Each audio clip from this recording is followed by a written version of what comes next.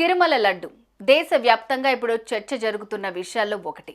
మహాప్రసాదంలో కల్తీ జరిగిందన్న ఆరోపణలు వస్తున్నాయి. ఈ విషయంపై ప్రముఖులు స్పందిస్తున్నారు. ఇదంతా గత ప్రభుత్వ హయాంలో జరగడంతో కూటమి ప్రభుత్వం సీరియస్గా తీసుకుంది. డిప్యూటీ సీఎం పవన్ కళ్యాణ్ కూడా ట్వీట్ చేశారు. దానికి ప్రకాష్ రాజ్ ఘాటుగా స్పందించడంతో ఆయనకు మా అధ్యక్షుడు మంచు విష్ణు స్ట్రాంగ్ కౌంటర్ ఇచ్చారు.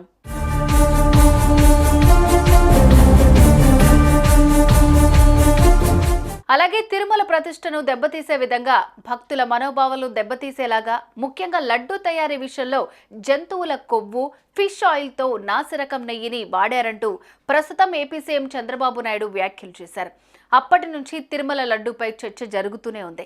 శాంపిల్స్ ల్యాబ్కు పంపారు. అయితే కల్తీ జరిగింది అనే రిపోర్ట్ అయితే వచ్చింది. దీంతో ఈ విషయమై AP deputy CM Pavan Kalyan స్పందించారు. ప్రస్తుతం జాతీయ స్థాయిలో దేవాలయాల పరిరక్షణకు అలాగే సనాతన ధర్మ పరిరక్షణకు ఓ కమిటీ ఏర్పాటు చేయాలంటూ కేంద్రాన్ని కోరారు.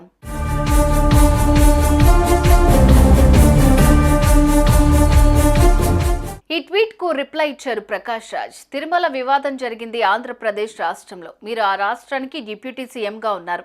విచారణ చేసి దోషులను శిక్షించండి. దానికోసం జాతీయ స్థాయిలో కమిటీ ఎందుకు? జాతీయ స్థాయిలో చర్చలు ఎందుకు చేస్తున్నారు అని ప్రశ్నించారు. అందుకు పవన్ కళ్యాణ్ ఎలాంటి రెస్పాన్స్ కూడా ఇవ్వలేదు.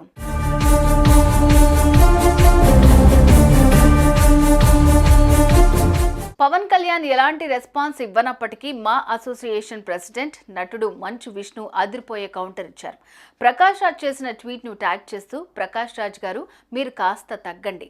తిరుమల ప్రసాదం లడ్డు అంటే కేవలం లడ్డు ప్రసాదం మాత్రమే కాదని మాలాంటి కోట్ల మంది భక్తుల విశ్వాసం, హిందువుల విశ్వాసానికి ప్రతీక అంటూ తెలుపుతూనే అందుకు సమగ్ర విచారణ చేయిస్తారని, ధర్మరక్షణకు చర్యలు తీసుకుంటారని, మీరు మీ హద్దుల్లోనే ఉంటే మంచిది అంటూ కాస్త ఘాటుగా స్పందిస్తూ, మీలాంటి వారు ఇలాంటి వాటిలో స్పందిస్తే మతానికి ఏ రంగు అంటుకుంటుందో అంటూ గట్టిగా రిప్లై ఇచ్చారు.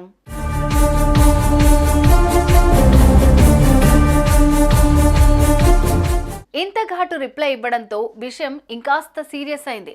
కాగా మా అసోసియేషన్ ఎన్నికల నేపథ్యంలో ప్రకాష్ రాజ్, మంచు విష్ణు మధ్య ఎన్నికల పోరు జరిగిన విషయం తెలిసిందే.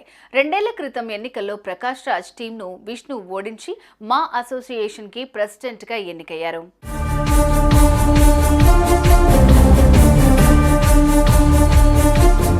ఇప్పటికే ప్రకాష్ రాజ్ మాటల కారణంగా ఇండస్ట్రీ వాళ్ళు పక్కన పెడుతూనే ఉన్నారు. కానీ ఈ వ్యాఖ్యలు మాత్రం ఇప్పుడు ఆయన్ను తెలుగు ఇండస్ట్రీకి పూర్తిగా దూరం చేసేలాగా ఉంది. చూడాలి మరి ఇప్పుడు ప్రకాష్ రాజ్కు ఇంకెంతమంది కౌంటర్ ఇస్తారో.